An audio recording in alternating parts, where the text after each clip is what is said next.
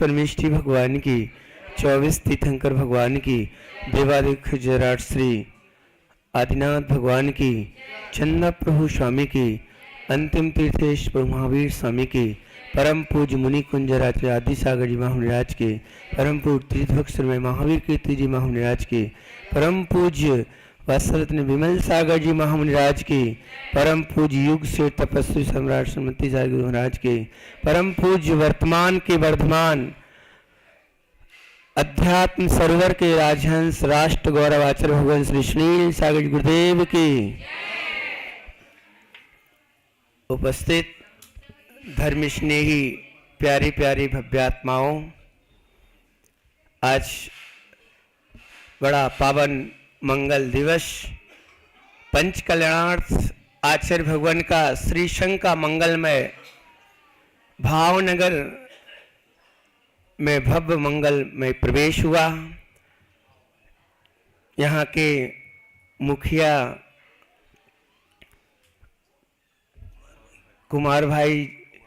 कुमारपाल जी इनके मार्गदर्शन में मंदिर का जीर्णोद्धारी नवीन मंदिर का निर्माण हुआ। ये अतिशय युक्त जिनालय है। एक कम समय में इतना विशाल जिनालय बनना और बड़े उत्साह का ये प्रभाव नजर आ रहा है कि उनने अपने तन मन धन से समर्पण होकर के और विशाल जिनालय का निर्माण कराया। और यदि निर्माण नहीं हुआ होता तो आचार्य भगवान आज की डेट में यहाँ नहीं होते। यहाँ होगा 7 वर्ष पूर्व आचार्य भगवान का यहाँ मंगल में पदार्पण हुआ था।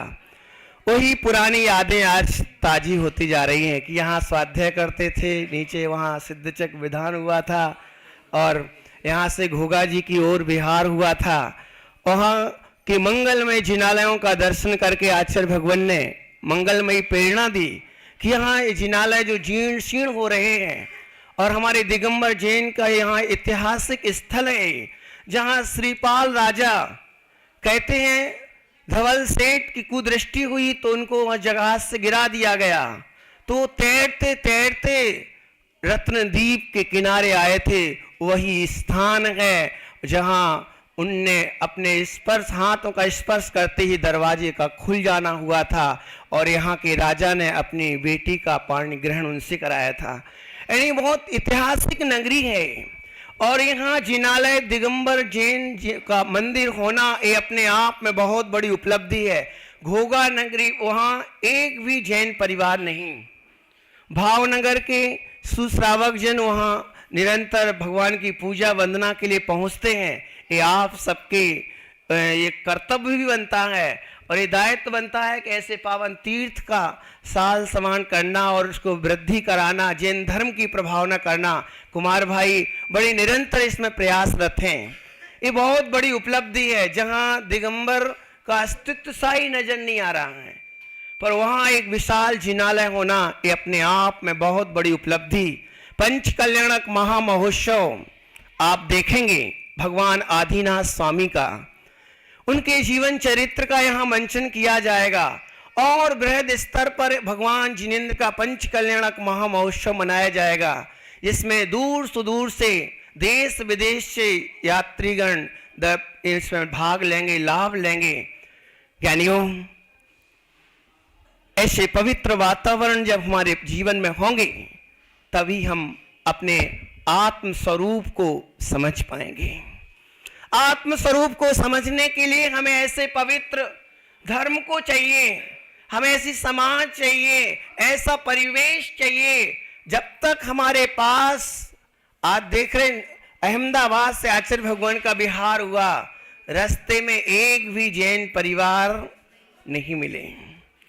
कहीं बिहार धाम भी आपकी ओर से वहां बने ही नहीं कि वहाँ अपन स्वतंत्रता के साथ रह सकें, वहाँ प्रसाधना कर सकें।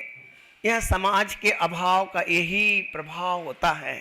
जहाँ समाज है वहाँ देखना कहीं बुंदेलखंड की धरा पर और राजस्थान में जगह 20-20 किलोमीटर, 10-10, 5-5 किलोमीटर दिगंबर जैन समाज है और वृहद रूप से समाज है जहाँ आचार्य श्री का भव्य मंगल में प्रवेश हुआ करता था। आज भी यहाँ जितनी यहाँ उपलब्ध समाज है वहाँ सब ने लाभ लिया। निश्चित है समाज होना बहुत जरूरी है।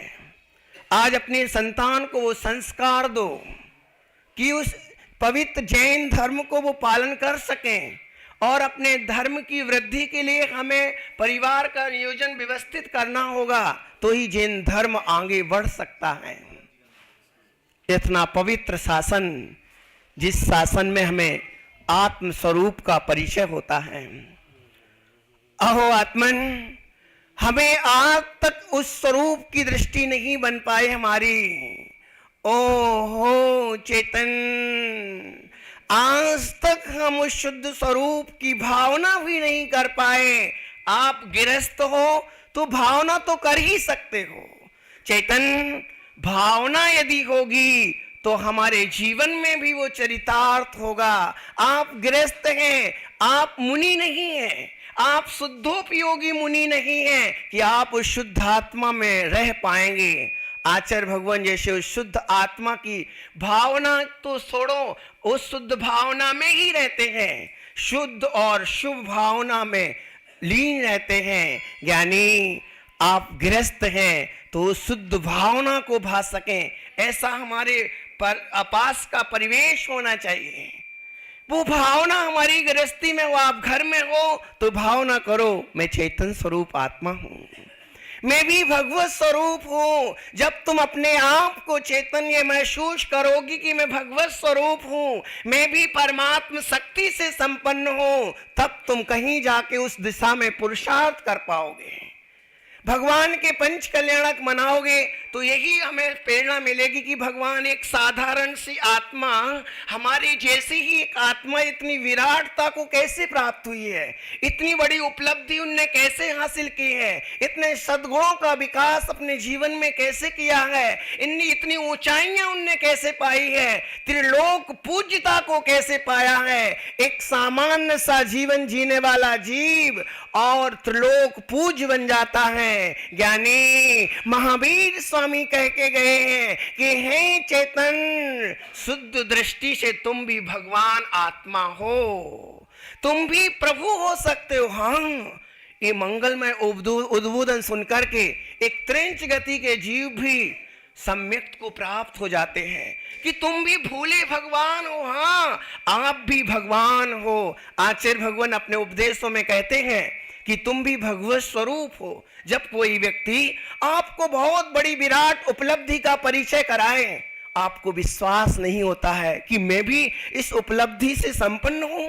हाँ ज्ञानी, आप भी प्रभु हो सकते हो। अपने को हीन और दरिद्री मानने की जरूरत नहीं है, अपने को पामर मानने की जरूरत नहीं है, कुछ भी मेरे पास नहीं है, बेसहारा हूं, ये मानने की जरूरत नहीं है। अपने आत्मा की दृष्टि करो, मैं भी भगवान बन सकता हूं। चेतन, भगवान बनने के लिए हमें शुद्ध भावनाओं को भाना होगा।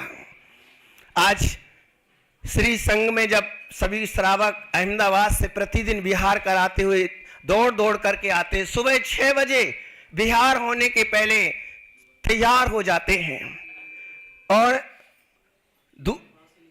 3 बजे 4 बजे वहां से निकलते हैं, तब यहां आ पाते हैं। निश्चित वो संस्कारवान परिवार के बच्चे हैं। पूरी समाज जिनको जितना समय मिलता है दौड़ दौड़ करके संघ विहार करते हैं, सम्मिलित होते हैं। संघ से हमें वो उपलब्धि होती है, वो वातावरण हमारे जीवन का तैयार होता है कि हम अपने आप में स्थिर हो पाते हैं।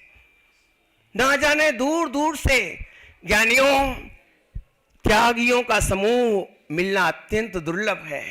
जहां भोगों की प्रचुरता हो वहां त्यागियों का समूह मिलना ये अपने आप में दुर्लभ है। घोगा की मंगलमय प्रतिष्ठा के अवसर पर हम तो कहते हैं 5 दिन मिले हैं कुमार भाई जी, 5 दिन में बहुत लाभ लूट लो। आचार्य भगवान कहते हैं कि निमित्त से, संघ के निमित्त से जितनी जिन धर्म की प्रभाव न करना हो, जितनी भी कर सको उतनी भी कर लो। मुझे विश्वास है कि आप सब ये भगवान जिनेंद्र के पंच कल्याण के निमित्त जिन धर्म की ध्वजा यहाँ भी फहराएगी गुजरात में, सौराष्ट्र में, और यहाँ से श्री संघ गिरनार की ओर भगवान नेमिनाथ स्वामी जो आज 2550वें निर्वाण महोत्सव के बाद भगवान महावीर का मनाया था, उसके बाद भगवान नेमिनाथ स्वामी के जो रथ के प्रवर्तन किया, उस रथ पर जो भगवान नेमिनाथ स्वामी है वो श्री गिरनार जी सिद्ध भूमि पर विराजमान होंगे। आप सब गिरनार पर्वत पर जरूर पहुंचे, वहां जरूर पहुंचे जहां भगवान नेमिनाथ वहां विराजित होंगे, वहां है ही विराजमान। पर और भगवान जिनेंद्र विराजमान होंगे, वहां छोटी लघु प्रतिष्ठा होगी जहां आप उस मंगलमय अवसर के साक्षी बन सकेंगे। ज्ञानियों, आज हम सौभाग्यशाली हैं कि आचार्य भगवान का मंगलमय पदार्पण भावनगर की इस पावन धरा पर हुआ। आचार्य भगवान का जीवन आप सब जानते ही हैं, जिनने अपने जीवन को भगवान महावीर के चरित्र के लिए समर्पित कर दिया है, भगवान महावीर के लिए सुदूर कर दिया है, अपना सारा तन मन धन जीवन जो कुछ भी निछावर कर दिया है। ज्ञानी, अपने जीवन को निछावर किए बगैर उपलब्धि भी नहीं होती है।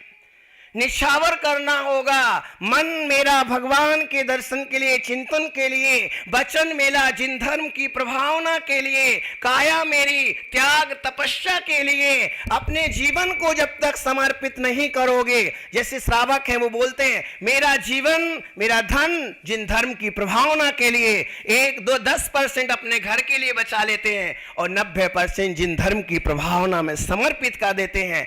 ऐसा लक्ष्य होगा तो ही जिन धर्म बढ़ पाएगा।